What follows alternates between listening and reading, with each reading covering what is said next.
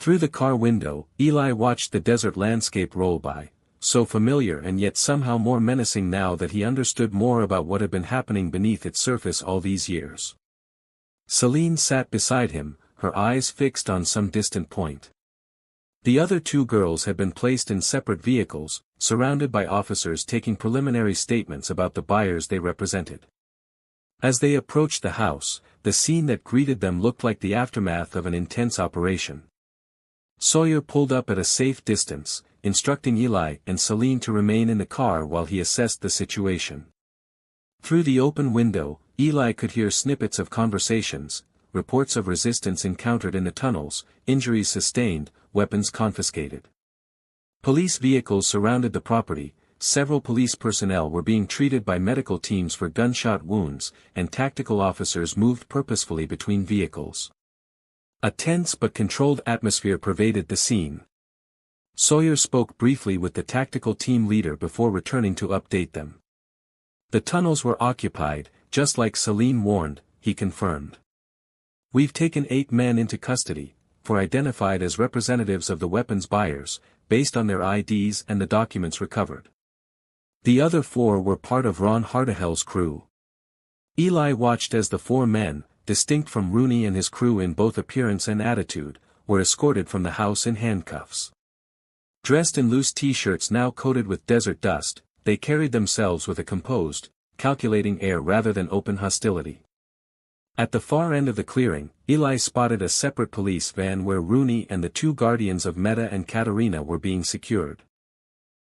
As one of the officers opened the van door to place Ron inside, the wounded man caught sight of Eli and Celine in the police car.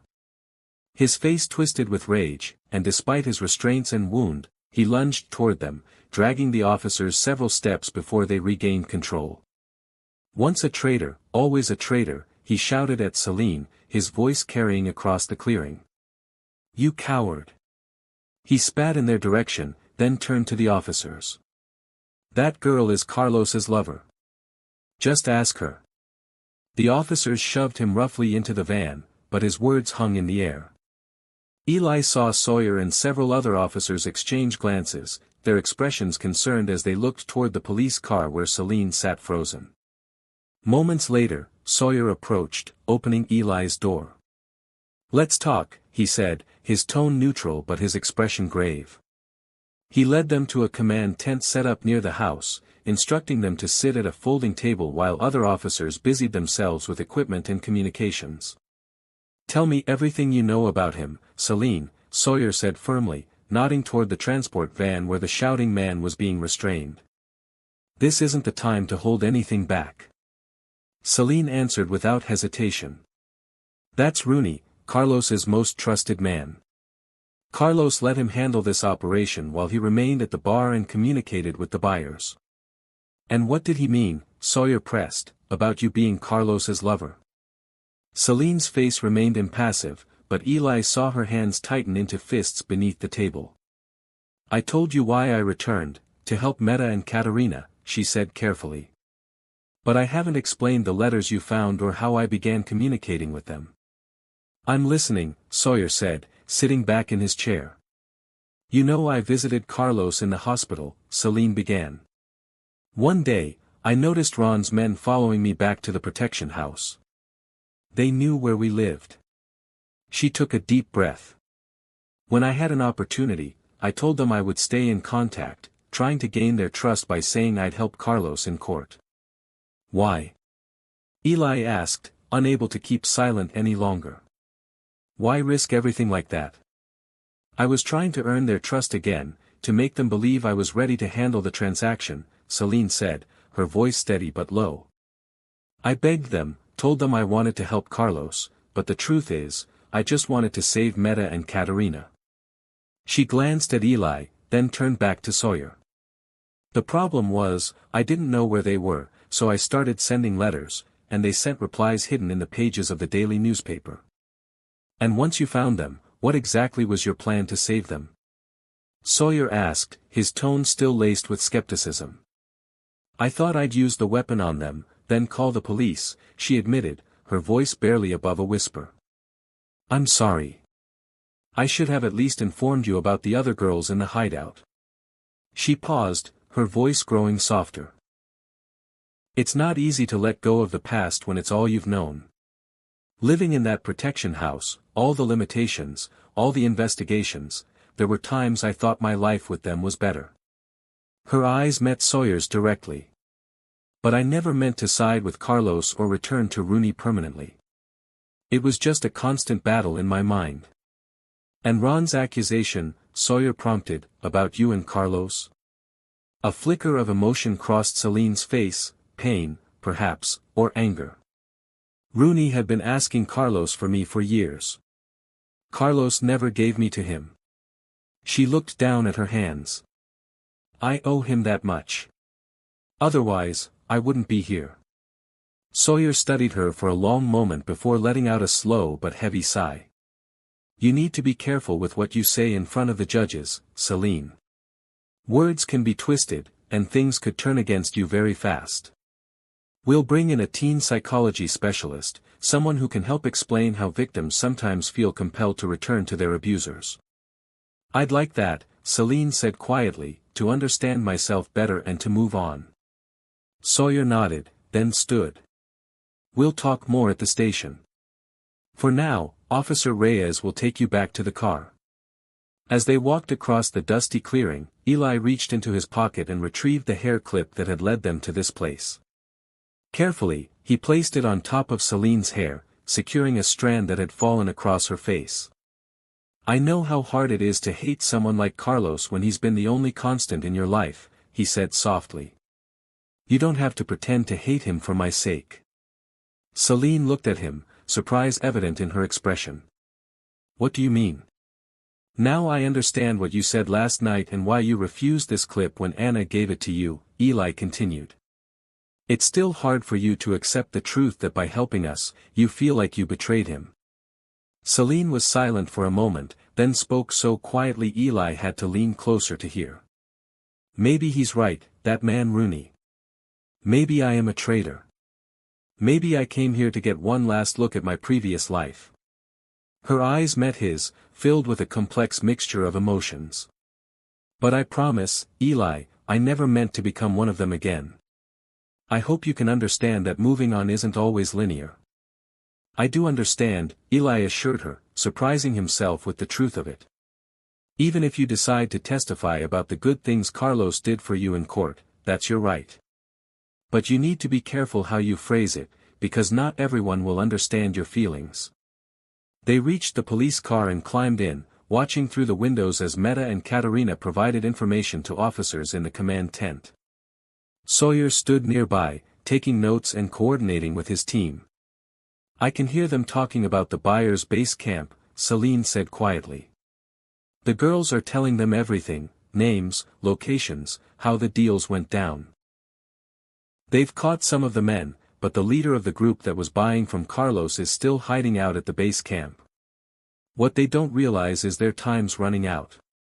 Eli nodded, relief washing over him.